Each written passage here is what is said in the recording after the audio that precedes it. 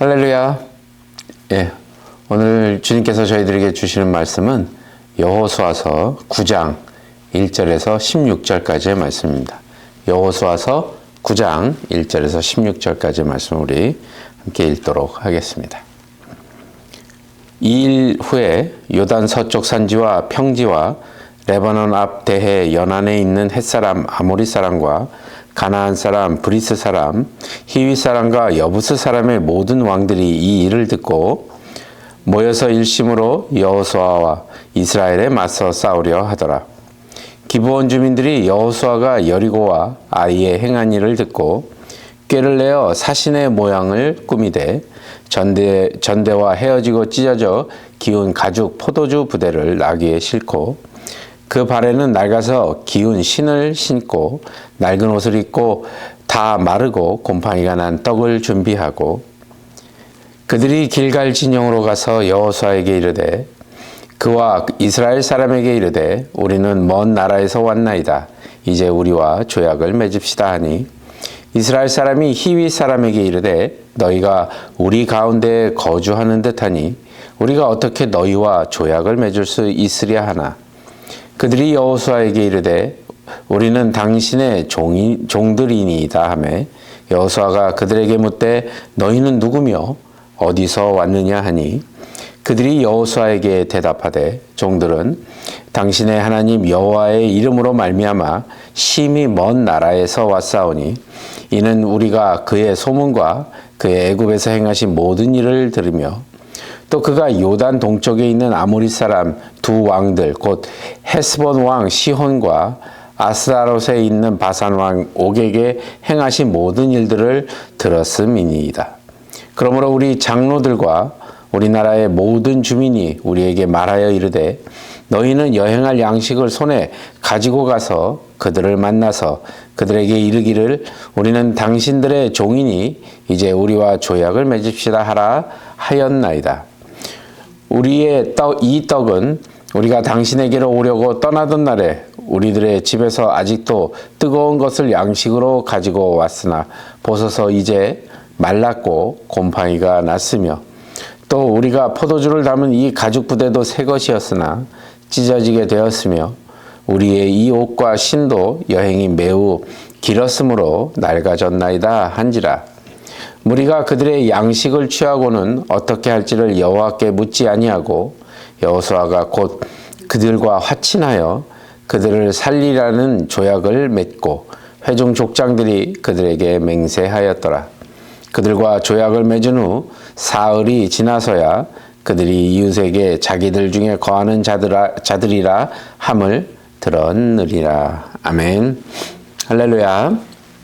예, 우리가 지난주 말씀 혹시 기도 제목, 말씀 제목 혹시 기억하시는지요? 예, 제목이 마음에 새기는 말씀이었습니다. 마음에 새기는 말씀. 그러니까 이스라엘 백성들이 아이성 전쟁 승리 후에 전쟁의 승리를 계속 이어가지 않는 것을 우리가 봤죠. 오히려 그들이 세겜 땅에서 제단을 쌓고 예배를 드렸습니다. 이렇게 행동을 한 것은 현실적으로 매우 어리석은 행동이었다고 말씀을 드렸는데요.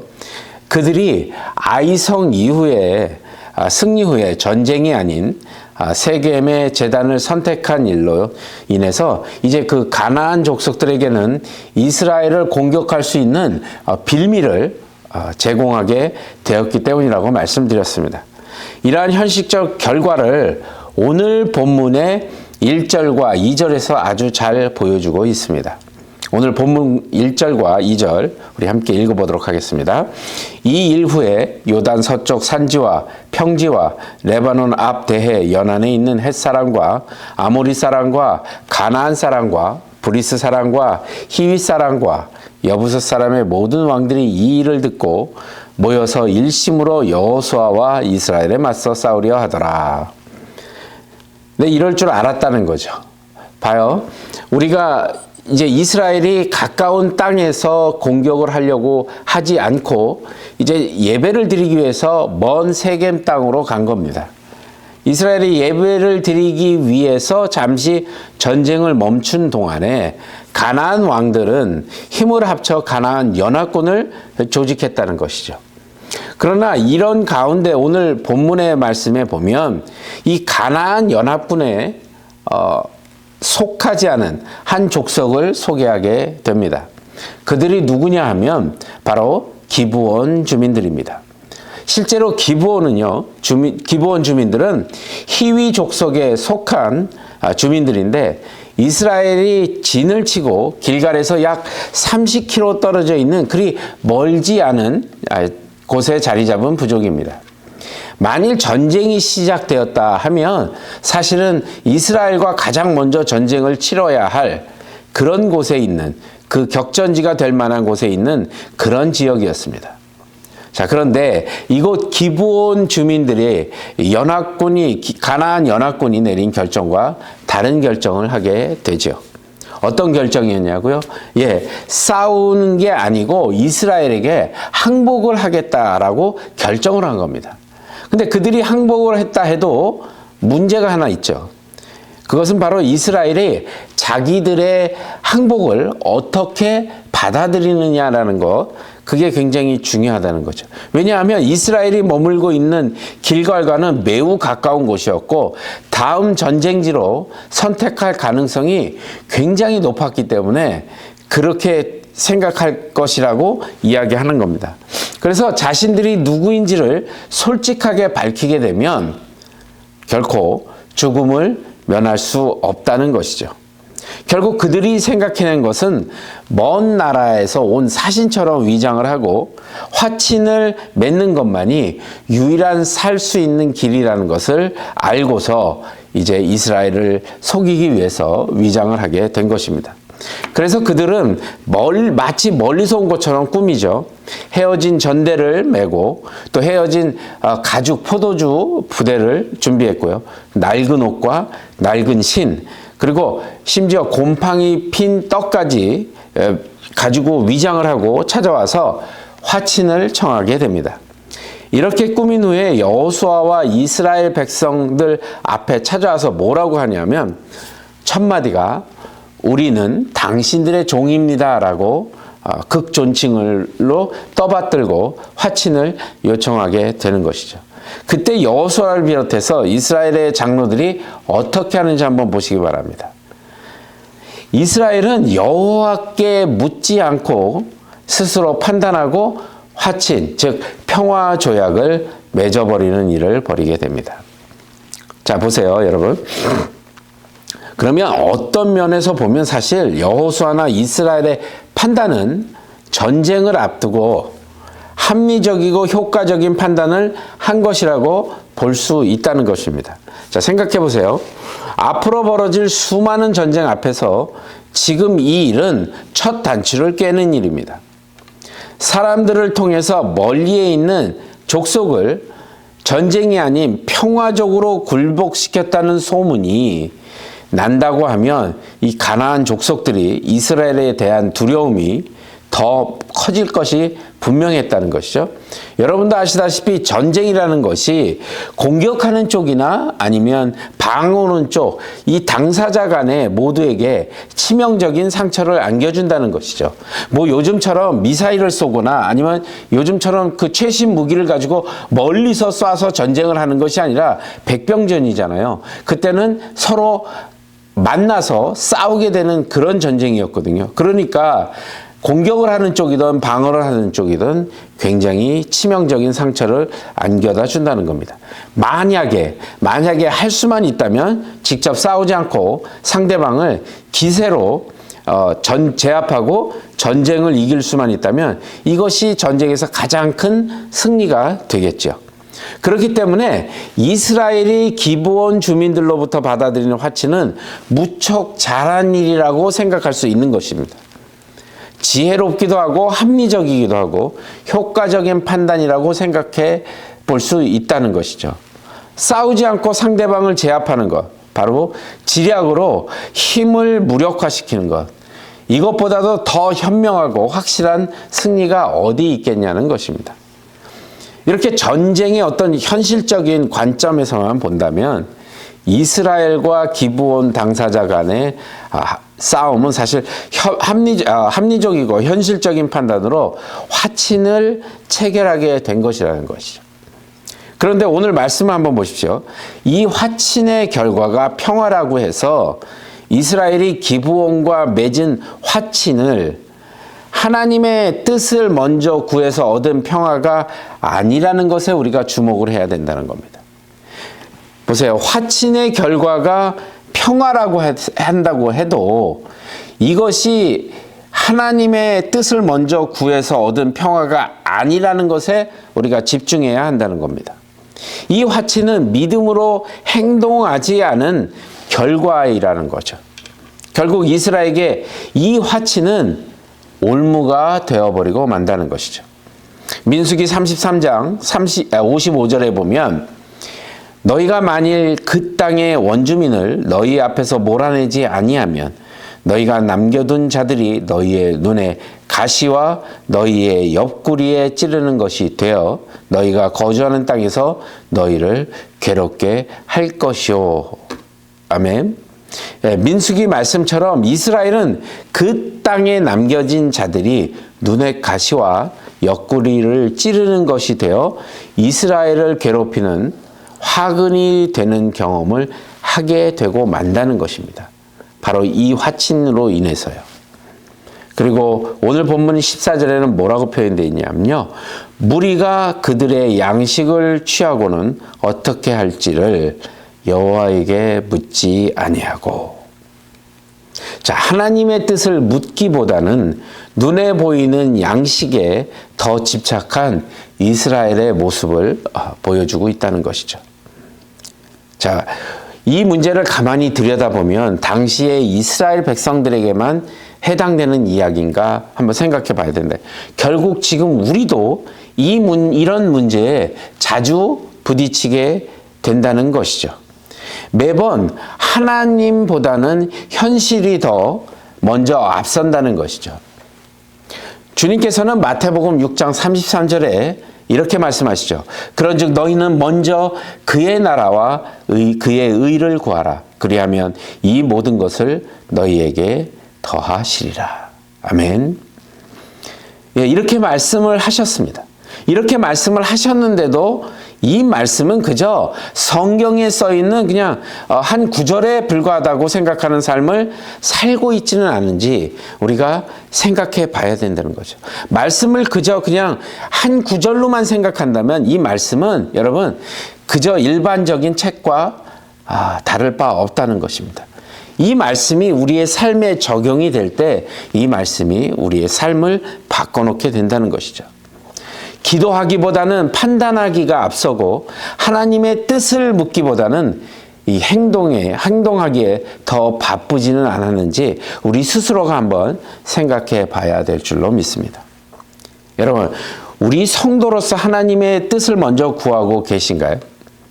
비록 세상에서 성공자로 살아가도 우린 넘어지고 쓰러질 수 있는, 실패할 수 있는 존재임을 우리 스스로가 깨달아야 할 것입니다. 하나님의 뜻보다 앞서서 먹을 것과 화친이라는 달콤한 유혹을 받아들인 여호수아와 이스라엘의 모습에서 보여준 그 영적으로 실패할 수밖에 없는 이유가 무엇인지를 한번 점검해보고 우리에게 향한 주님의 말씀을 듣는 시간으로 가져보도록 하겠습니다. 여러분, 우상이라는 건 다른 게 아닙니다. 하나님보다 앞서 있는 것들, 바로 그것이 우상인 것이죠. 우리는 오늘 본문을 통해서 한 3가지 정도 실패할 수밖에 없는 그 이유를 한번 돌아보도록 하겠습니다. 첫 번째는요, 아마도의 자세이기 때문에 그렇습니다. 아마도. 7절에 보시면 이스라엘 사람들이 히위 사람들에게 이르되 너희가 우리 가운데 거주하는 듯 하니 우리가 어떻게 너희와 조약을 맺을 수 있으랴 하나. 영어 성경으로는요, Perhaps you live near us 이렇게 되어 있습니다. 너희가 우리 가운데 거주하는 듯하니. 사실 이 말은요, 6절에 기브온 주민들이 우리는 먼 나라에서 왔으니 우리와 조약을 맺읍시다라는 말에서 처음으로 답한 답입니다. 그래서 7절의 대답을 보면 행색을 보며 멀리서 온 것 같기는 하지만 그들이 먼 곳에서 온 것이 아닐 수도 있다는 생각을 가진 것 같습니다. 오늘 본문을 보면요. 그리고 어느 정도 충분히 그들의 말을 의심할 여지가 있었던 것으로 보이죠. 그런데 이런 의심이 더 이상 발전을 하지는 않고 거기까지 의심만 하고 끝났다는 겁니다.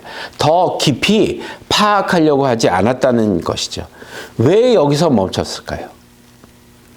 8절에 우리는 당신들의 종입니다라고 하는 말에 여호수아와 이스라엘은 처음 본 낯선 사람들에 대한 경계가 바로 그 말로 인해서, 대답으로 인해서 경계가 무너졌다는 것입니다. 여기서 나온 아마도라고 하는 이 단어는 우리의 신앙의 모습에서 꽤 많이 발견할 수 있습니다. 마가복음 9장에 보면요, 동일하게 마태복음에도 나오고 누가복음에도 나오는 사건이 하나 있습니다. 한 아버지가 있죠. 그에게는 귀신 들린 아들이 있습니다. 이 아들 때문에 너무나 고통을 많이 받았기 때문에 어떻게 하면 이 병의 고침을 받을 수 있을까 굉장히 고민을 하고 알아보던 중에 예수님의 제자들을 만나게 되죠. 그리고 예수님이 계시지 않는 동안에 제자들에게 이 고침을 받기를 원했습니다. 그러나 결과로는 고치료를 받지를 못했죠. 사람들이 막 수군대고 있는 그 사이에 예수님이 오셨고요. 그리고 그들에게 가서 말씀하셨습니다. 너희가 무엇을 그들과 변론하느냐. 그때 귀신 들린 아들을 둔 아버지가 예수님께 말씀을 드리죠. 선생님, 말 못하게 하는 그 귀신 들린 아들을 데리고 왔습니다. 귀신이 아들에게 역사하면 거꾸러지고 거품을 흘리고 점점 말라갑니다. 그래서 아들을 고쳐달라고 선생님의 제자들에게 내쫓아달라고 부탁을 했는데 고치지 못했다는 겁니다. 그리고 귀신 들린 아들을 예수님께 데리고 나오자 그 안에 있던 귀신이 예수님을 보고 그의 아이에게 경련을 일으키고 또 발작을 일으키게 만들죠. 예수님이 그 아버지에게 이렇게 질문합니다. 언제부터 이렇게 됐냐고요. 물으셨고 그때 그 아버지가 이렇게 말합니다. 어릴 적부터 그랬습니다. 귀신이 이 아이를 죽이려고 불과 물에 자주 던졌습니다. 만일 무엇을 할 수 있으시거든 불쌍히 여겨서 저희를 도와주십시오라고 예수님께 말하죠. 그러니까 예수님께서 이렇게 말씀하십니다. 여러분도 잘 아시는 마가복음 9장 23절입니다. 예수께서 이르시되 할 수 있거든이 무엇이냐? 무슨 말이냐? 믿는 자에게는 능히 하지 못할 일이 없느니라 하시니. 예, 이 아주 우리가 너무나 잘 알고 있는 이 말씀 요절이 바로 이 사건에서 등장하게 됩니다. 여러분, 우리도 이런 문제를 자주 접합니다. 이것만 된다면, 시간이 조금만 더 주어진다면, 아니면 좀 더 좀 더 벌면, 그러면 봉사도 하고 헌금도 더 많이 하고 더 열심히 믿을 텐데라는 일을 자주 하게 되죠. 만일 지금 내 모습이 열심히 봉사하지 못하고 섬기지 못하는 이유가 먼저 내가 원하는 것이 채워지지 않았기 때문이라면 이런 신앙은 하나님을 그저 예수 그리스도를 우리 신앙의 액세서리 정도로 여기는 것밖에 되지 않는다는 겁니다. 우리가 보통 차에 이렇게 룸미러나 아니면 거기다 이렇게 십자가를 달아놓죠. 또 차 뒤에다가도 십자가 스티커를 붙여놓습니다. 그리고서는 그 십자가를 달아놓고서는 새치기를 하고요. 막 끼어들기를 하고 난폭하게 운전합니다. 결국 그들에게는 그 십자가가 액세서리에 불과하다는 것이죠. 우리가 주님을 찾는 것보다, 기도하는 것보다, 예배를 드리고 헌신하는 것보다 어떤 조건이 먼저 앞서고 있지는 않는지 한번 생각해 보셔야 한다는 겁니다. 무엇을 할 수 있거든, 무엇이 되면 아마도라는 그 말하는 그 불확신성의 말은 불신앙이 내뱉는 대표적인 말입니다, 여러분. 이런 마음이 실패할 수밖에 없는 이유입니다.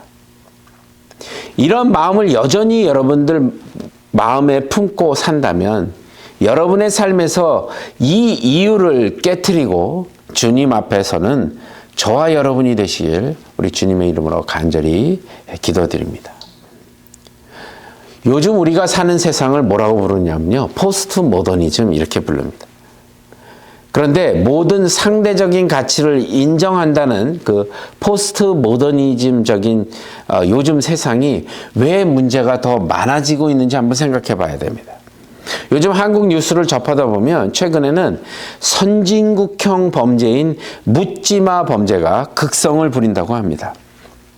심지어 얼마 전에는 전남 순천에서 집에 귀가하고 있는 10대 여학생을 묻지마 살인을 한, 잔혹하게 살인한 30대 남성 사건을 아마 여러분 기억하실 겁니다. 왜요? 이유가 없습니다. 그저 지나가는 여학생을 공격해서 살인을 한 것이죠.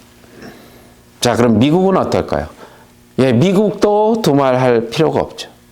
도대체 왜 상대적인 가치를 인정한다는 이 시대에, 이 세대에 왜 이런 범죄가 계속 더 많이 일어나고 있을까요? 그것은 여러분, 절대적인 가치를 존중하지 않기 때문에 그렇습니다. 기독교에서도요, 지금 뉴 에이지 아니면 자유주의, 종교다원주의가 틈새를 비집고 주류가 되려고 아주 고개를 드밀고 있습니다. 이런 혼돈된 사회에서 우리는 진정한 가치, 변하지 않는 절대적인 가치를 붙드는 것은 오히려 어리석게 보일 수 있습니다. 그러나 우린 예수 그리스도라는 절대적인 가치를 붙들며 살아야 합니다. 자, 여러분, 배를 한번 생각해 볼까요? 바다에 떠 있는 배의 항해를 한번 생각해 보면 망망대해인 바다에서 그들이 만약에 나침판이라는 게 없다면 방향을 구분하지도 못할 것이고요. 또 그 배는 갈 바를 알지 못할 겁니다. 빙빙 제다리를 돌게 되고요. 어떻게 해야 될지를 모르고 길을 잃고 방황하게 된다는 것이죠. 그 엄청난 크기의 큰 배에 비하면 나침판은 아주 사소하고 하찮은 것이라고 생각할 수 있습니다. 그러나 이 기준이 없으면, 나침반이 가리키고 있는 이 기준이 없으면 우리는 그 배는 길을 잃고 좌초하게 된다는 것입니다. 우린 여전히 불확실한 말들이 쏟아내는 언저리에 붙어 기생하는 기준이 없는 신앙인일지도 모른다는 것이죠. 그래서 빌립보서 3장 12절에서 14절은 우리의 기준이 무엇인지를 분명히 말씀하고 계십니다. 내가 이미 얻었다 함도 아니요 온전히 이루었다 함도 아니라 오직 내가 그리스도 예수께 잡힌 바 된 그것을 잡으려고 달려가노라. 형제들아, 나는 아직 내가 잡은 줄로 여기지 아니하고 오직 한 일, 즉 뒤에 있는 것을 잊어버리고 앞에 있는 것을 잡으려고 표대를 향하여 그리스도 예수 안에서 하나님이 위에서 부르신 부름의 상을 위하여 달려가노라. 아멘. 예, 말씀처럼요, 여전히 얻은 것도 없고 온전히 이룬 것도 사실 없습니다. 그러나 표대 되시는 예수 그리스도 안에서 그 부르신 부르심의 상을 위해 달려가는 저와 여러분이 되시길 주님의 이름으로 기도드립니다. 우리 믿음에 예수님보다 다른 어떤 조건들을 앞세우게 하며 기생하는 그 의심, 아마도의 모습을 과감하게 여러분 벗어버리시고 예수 그리스도의 옷을 입는 위대한 믿음의 백성이 되시는 수완이 한인교회 모든 여러분이 되시길 주님의 이름으로 간절히 축복합니다. 자, 우리가 두 번째로요, 우리를 영적으로 실패할 수밖에 없는 이유는 바로 낮은 자존감 때문입니다. 말씀의 이해를 돕기 위해서 자존감이 무엇인지를 한번 설명해 드리죠. 자존감은 영어로는 self-esteem입니다. 개인이 자신의 가치, 적성, 그리고 중요성에 대해 평가하는 것을 뜻한다는 것이죠. 그렇다면 낮은 자존감이란 자신의 가치가 무가치하다고 평가하는 것이죠. 스스로 부족하다고 평가하는 것은 낮은 자존감이 형성한 것입니다.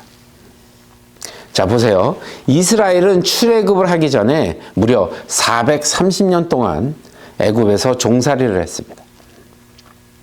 그들은 종이 무엇인지, 어떤 삶을 사는 것인지, 어떻게 살아야 되는지 이미 알고 있고 그들의 내면 안에는 아주 뿌리 깊게 박혀 있습니다. 그래서 홍해를 건넌 후에 가데스 바네아에서 가나안을 점탕하던 12명을 보냈을 때 여호수아와 갈렙을 제외한 10명의 보고가 뭐라고 얘기했죠? 우리는 저들 앞에서 메뚜기 같습니다 라는 이야기를 합니다. 하나님이 그들을 이끌어내셨다고 하는 하나님의 백성들이라고 하는 자존감보다 자신들이 종이라고 생각하는 자존감이 더 강했던 것이죠. 이 일로 하나님께서는 이스라엘 백성들을 광야에 40년 동안이나 그들이 가진 종의 습관을 버리도록 훈련을 시키셨고 가나안에서도 2번의 전투도 승리하게 하셨습니다. 그런데 여전히 이스라엘에겐 종이라고 하는 그 깊이 뿌리 박힌 의식이 바뀌지 않았던 것으로 보입니다. 그러니까 보세요. 기브온이 이스라엘 앞에서 최대한 머리를 조아리며 화친 협정을 이끌어 간 말이 무엇이냐고요. 8절에 보면 우리는 당신의 종들입니다 라고 얘기하죠. 또 11절에는 우리는 당신들의 종이니 이제 우리와 조약을 맺읍시다 라고 종이라는 그 자신들을 낮춰서 일컫는 말을 하게 된 겁니다. 이 말은 기브온 족속이 자신들을 일컬어 종이라고 하는 그 표현한 소리에 이스라엘이 갖고 있던 낮은 자존감에 영향을 주게 된 것이죠. 한마디로 자신들을 종이라고 생각하는 사람들 앞에 종이 나타난 것입니다. 그러니까 우쭐해지는 마음이 들게 되고요. 더 이상 기브온을 알아볼 생각을 하지 못하게 된 겁니다. 사실은 살짝 의심하기도 했었죠. 본문을 보면. 그런데 이 말을 통해서 의심이 사라지고 알아볼 생각도 아예 해버리지 않게 된 것입니다. 이스라엘이 하나님의 자녀로서 자존감을 갖고 있었다라면 종이라고 머리를 숙이는 자들을 향해서 우쭐해지기보다는 더 신중한 판단을 했을 것입니다. 어떤 문제로 인해서 낮은 자존감을 갖고 있는 사람은 그 문제에 부딪히면 계속 이겨나가려는 의지를 갖지 못할 때가 많다는 것이죠. 또는 자신이 당한 만큼 다른 사람의 자존감을 지배함으로 자신의 자존감을 보상받으려고 하는 심리가 작용한다는 것입니다. 그러나 건강한 사람은 자신이 당했던 일을 다른 사람에게 물려주지 않습니다. 그러므로 우린 예수 그리스도 안에서 성경적 자존감을 회복해야 할 것입니다. 성경적 자존감은 내가 종이 아니라 하나님의 자녀라는 자존감입니다. 그래서 빌립보서 2장 5절에 너희 안에 이 마음을 품으라 곧 그리스도 예수의 마음이니. 아멘. 이렇게 말씀하시죠. 여러분, 우리는 그리스도 예수의 마음을 품은 하나님의 자녀들입니다. 여호수아와 갈렙이 똑같이 정탐하고도 저들은 우리의 밥입니다라고 얘기했던, 그 외쳤던, 비록 우리의 형편은 넉넉치 않아도 우리의 삶은 여전히 어떤 어려운 이민자의 삶을 살아도 이 우주를 품는 마음은 그 누구보다도 큰 주인의 마음, 하나님의 자녀의 마음을 갖게 되는 것임을 꼭 기억하시는 저와 여러분이 되시길 바랍니다. 자, 마지막 세 번째로요. 우리를 영적으로 실패하게 하는 이유는요. 바로 뒤바뀐 우선순위 때문에 그렇습니다. 14절을 보시면 무리가 그들의 양식을 취하고는 어떻게 할지 여호와에게 묻지 아니하고. 우리를 영적으로 실패하게 하는 원인 중에서 가장 근본적인 함정이 바로 세 번째 이유입니다. 우린 신앙생활을 하면서요, 조건이 앞서는 경우도 있어서 그리스도를 온전히 섬기지 못할 때가 많습니다. 그렇다 보니까 영적으로 자꾸 넘어지는 경우가 많죠. 그리고 두 번째 영적인 실패의 어떤 이유처럼 우리는 자신이 하나님의 자녀라는 자존감 없이 세상의 것들에 눌려서 살고 힘겹게 살아가는 경우가 많습니다. 그런데 이 세 번째는요, 매 순간 이 두 가지의 결단보다 더 우선적으로 결정해야 될 근본적인 것이라는 거죠. 왜 근본적인 원인이죠? 바로 하나님께 묻지 않았기 때문에 확실한 기준을 세우지 못한 것입니다. 상대적인 기준 때문에 조건이 앞서게 되고 하나님께 먼저 묻지 않았기 때문에 우리의 자존감이 무엇인지를 정확하게 볼 수 있는 눈이 없게 된 것이라는 것입니다. 이렇다 보면 하나님의 뜻보다는 자신의 경험을 더 먼저 앞세우게 되죠. 오히려 사회적인 흐름을 따라가게 된다는 것입니다. 여러분, 소돔과 고모라에 아브라함의 조카 롯이 있었습니다. 천사가 아브라함으로 인해 롯을 구원하기 위해 그의 집에 들어가게 되죠.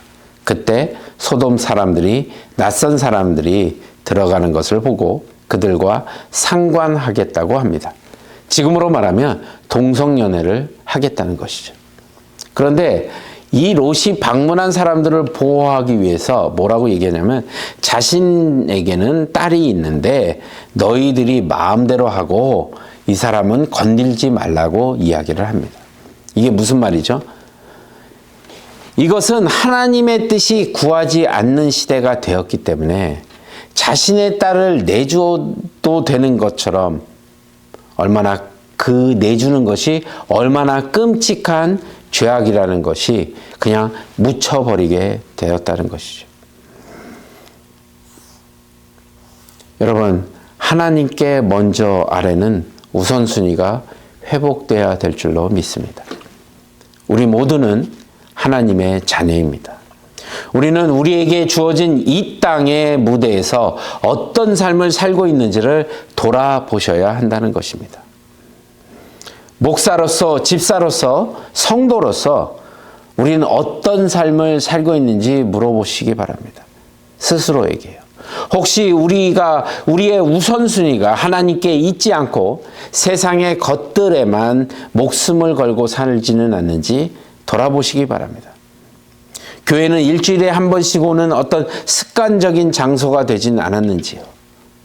하나님 앞에 드리는 이 예배가 습관적인 예배가 되지는 않았는지요.